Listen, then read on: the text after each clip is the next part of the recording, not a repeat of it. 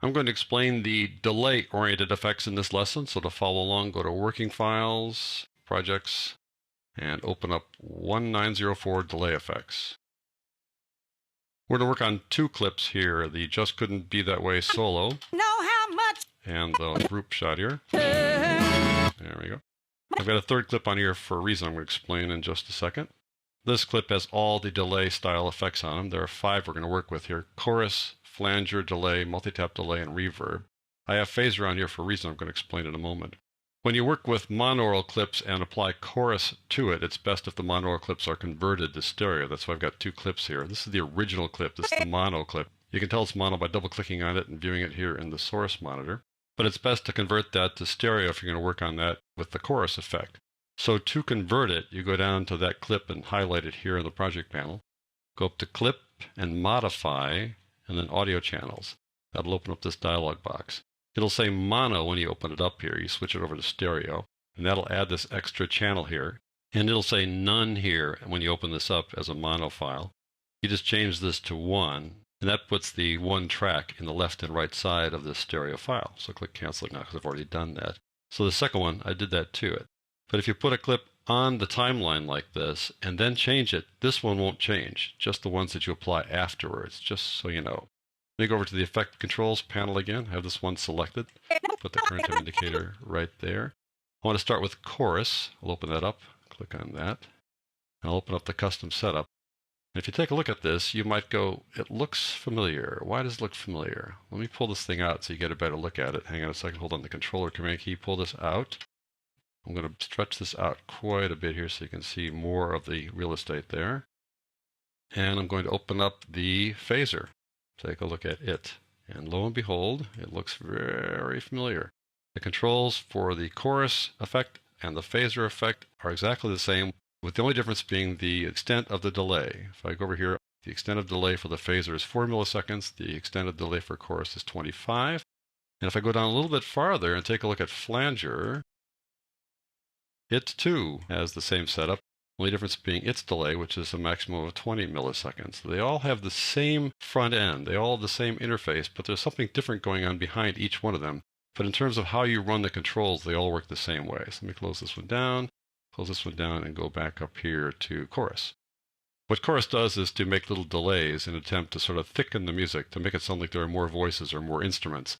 It also can have some strange little effects as well as you go through these presets. So let me just run through some of these presets here. Here we go. You wanted me to stay, but it just couldn't be that way. Yeah, I know how much you wanted me to stay, but it just couldn't be that way. Oh, I know how much you wanted me to stay. Hear that one going back and forth. Those are the various presets for chorus, and then you can change the controls down here as you've done before with the phaser. Now this is a relatively simple chorus effect and doesn't really work the way some chorus effects work in terms of just adding some number of voices. Let me show you the Adobe Audition chorus effect. This is Adobe Audition with that same file in it. But it just couldn't be that. I'm going to apply the chorus effect here. I'm going to go to Effects and go on down to Modulation. Now, modulation refers to pitch changing or key changing, and so these effects really are modulation effects. I kind of grouped them into the delay effects. I also want to include delay and multi-tap delay. But let's go on the chorus. You notice that chorus has a default of voices.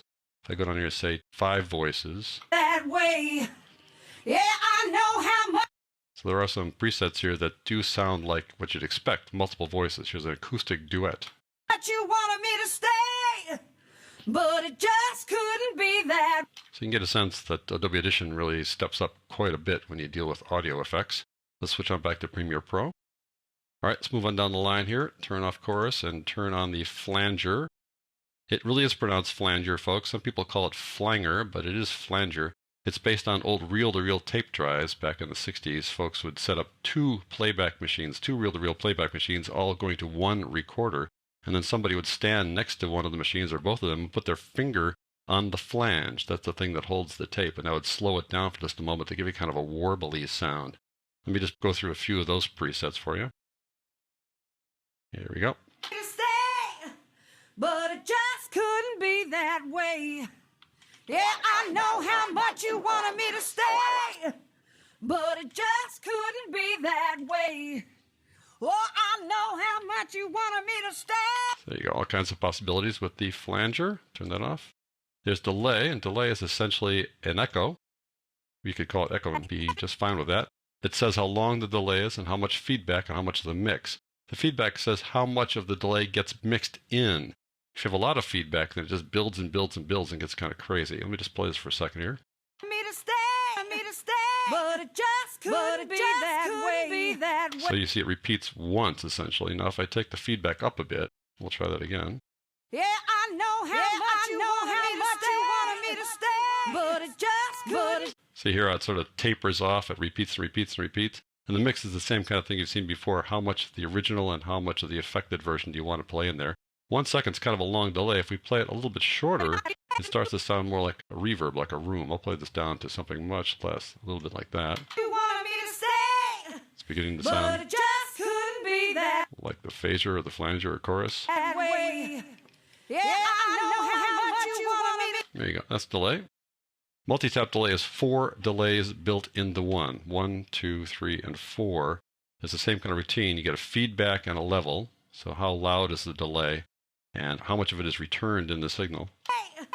But it just couldn't be that way. It can get pretty messy, so you might want to drop down the dBs to nothing or have no delay at all. And some of these guys just have 1 or 2 or 3 delays rather than all 4. But that's delay basically 4 times. Finally, this reverb. And reverb is intended to give you a feeling like you're in some kind of a place. Usually it's a large hall or something. I'm going to go back here and show you the presets. You've got this small room, these various other settings, church, large hall, that kind of stuff. So I'm going to go through here and let you see what that sounds like. Here we go. Stay, but it just couldn't be that way. Yeah, I know how much you wanted me to stay, but it just couldn't be that way. Oh, I know. Now, if I take a look at the custom setup and just watch how these things change as I flip through them, it just moves those things around. And you can physically move them just by grabbing these controllers here. As you do that, you can listen to the changes over here. But it just couldn't be that way. Yeah, I know how much you wanted me to stay, but it just couldn't be that. There you go. This is a relatively simplified version of reverb. Let me show you the Adobe Audition version of reverb. Go over here. I take that same clip and go to Effects and Reverb, and you'll notice there are 4 reverbs here plus surround sound reverb. It can be really complex.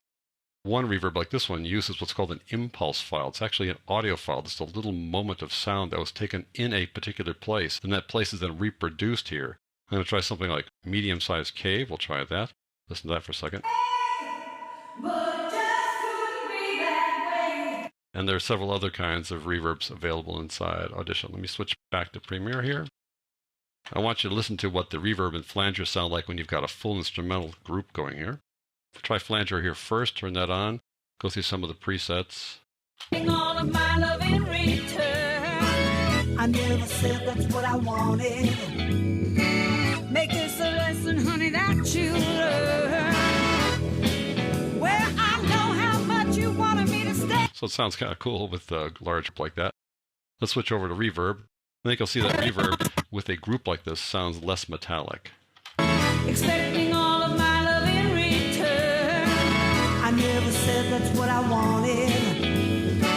Make this a lesson, honey, that you learn. There you go.